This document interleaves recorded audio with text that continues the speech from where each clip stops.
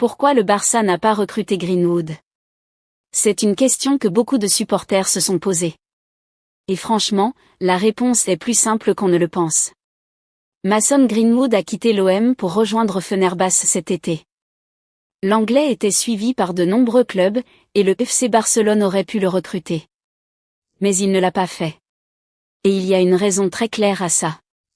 On va aussi parler de Ter Stegen, dont le prêt à l'Ajax est bloqué pour des raisons qui n'ont rien à voir avec le football. Le club néerlandais commence à perdre patience, et franchement, on les comprend. On reviendra sur Frenkie de Jong, dont le genou est devenu un véritable casse-tête pour Flick. Les nouvelles sont inquiétantes, et le club retient son souffle. Et enfin, Aymeric Laporte au Barça, une piste qui se précise à moins de 15 millions d'euros. Une opportunité qui a de quoi faire réfléchir la direction catalane. Restez jusqu'au bout, on vous dit tout.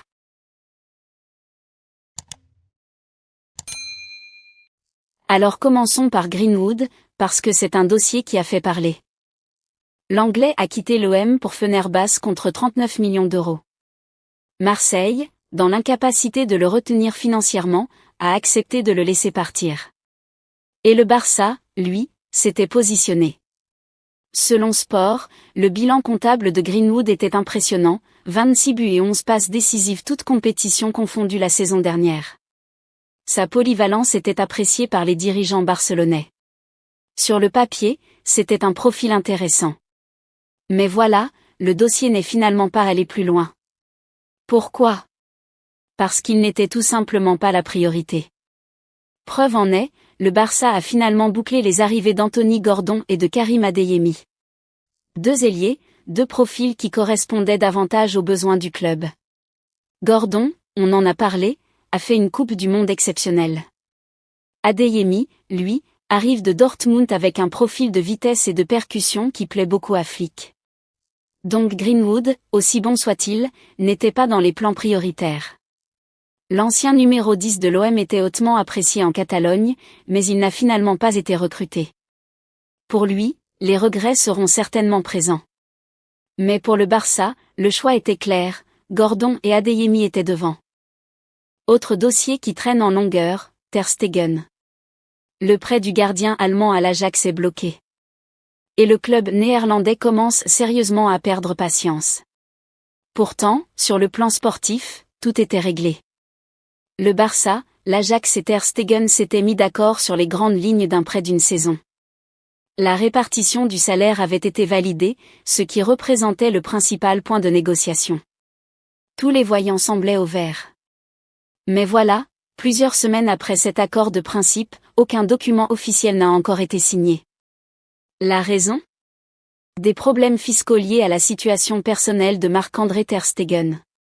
Rien à voir avec le Barça ou l'Ajax. Le club catalan affirme avoir rempli l'ensemble de ses engagements et estime que les retards ne lui sont pas imputables. Mais à Amsterdam, le ton devient plus prudent. Les dirigeants néerlandais souhaitent rapidement disposer d'un gardien expérimenté pour préparer la nouvelle saison. L'incertitude qui entoure Ter Stegen complique considérablement cette planification. Même si le club continue de privilégier l'arrivée du portier allemand, un abandon définitif du dossier n'est désormais plus exclu. L'Ajax commence à envisager tous les scénarios possibles. C'est une situation frustrante pour tout le monde. Ter Stegen veut jouer, le Barça veut le prêter, l'Ajax veut le recruter, mais des problèmes administratifs viennent tout bloquer. Affaire à suivre de très près. Maintenant, parlons de Frenkie de Jong. Parce que là, c'est un vrai casse-tête pour Flick. Le Néerlandais est revenu de la Coupe du Monde diminué. Touché au genou droit pendant la campagne des Oranges, il a malgré tout disputé les 2 dernières rencontres de sa sélection. Au prix, dit-on, d'infiltration pour tenir sa place. Les Pays-Bas éliminés dès les 8e, il est rentré à Barcelone la mine grave. Direction la Ciutat Esportiva dès le premier jour de la préparation pour une batterie d'examens. Le verdict, ou presque, est tombé. Les premiers tests ont révélé une atteinte sérieuse. Et le staff médical redoute une absence longue.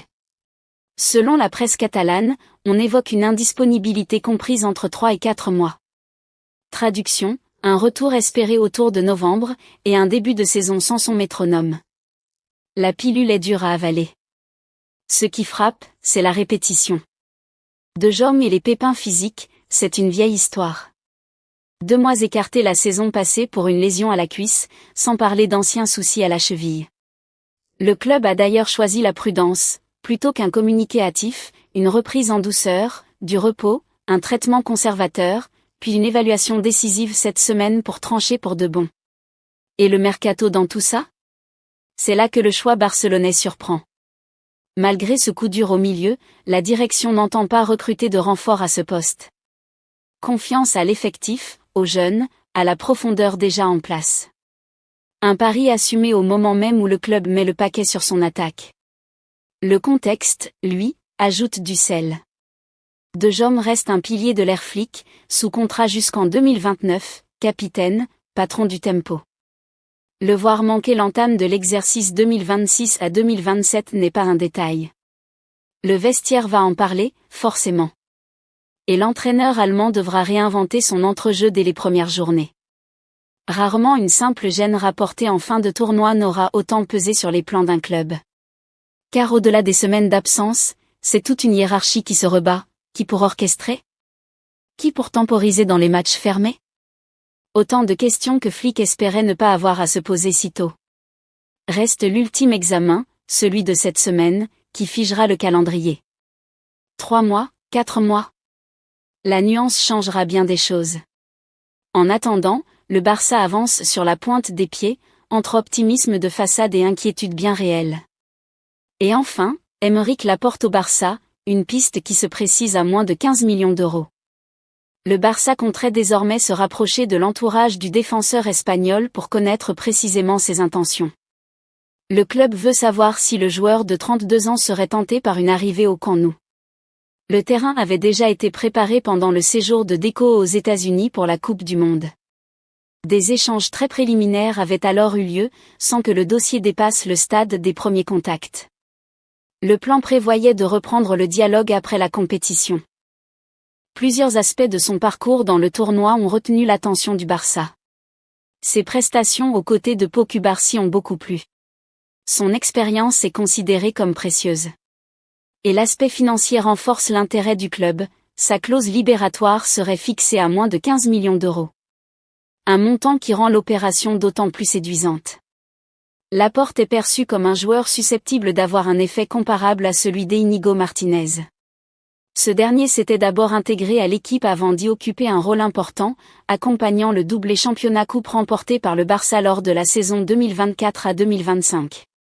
La Coupe du Monde 2026 a également donné une image convaincante de son association avec Pau Cubarsí au cœur de la défense espagnole. Pour le Barça, ces prestations communes apportent un argument concret à cette piste. Mais voilà, à l'Athletic Club, le discours est clair. Le directeur sportif Miquel González s'est montré catégorique, Laporte ne partira pas considéré comme un joueur clé, le défenseur n'est pas destiné à quitter le club malgré l'intérêt du Barça. Cette position tranche avec les intentions barcelonaises. Le FC Barcelone souhaite savoir si Laporte serait disposé à rejoindre le Camp Nou et considère son prix comme un atout. De son côté, l'Athletic Club affirme publiquement vouloir conserver un élément jugé essentiel. Le dossier n'en reste pas moins à un stade initial. Le Barça a identifié le profil, apprécié sa Coupe du Monde et préparé la reprise des échanges. Il doit maintenant obtenir une réponse sur les intentions de Laporte, tout en composant avec le refus exprimé par Miquel González. Les positions de départ sont clairement opposées. Voilà pour cette vidéo, merci d'être resté jusqu'au bout. Franchement, ce mercato réserve son lot de surprises. Greenwood qui fit la Fenerbahçe alors que le Barça était intéressé, Ter Stegen bloqué par des problèmes fiscaux, De Jong qui inquiète sérieusement, et Laporte qui pourrait arriver pour moins de 15 millions. Il y a de quoi faire. Dites-moi en commentaire ce que vous pensez de tout ça. Le Barça a-t-il eu raison de laisser filer Greenwood? Ter Stegen, vous y croyez encore? De Jong, vous êtes inquiet? Et Laporte, bonne idée ou pas? Likez la vidéo si elle vous a plu, abonnez-vous pour ne rien louper de la suite, et on se retrouve très vite pour la prochaine édition.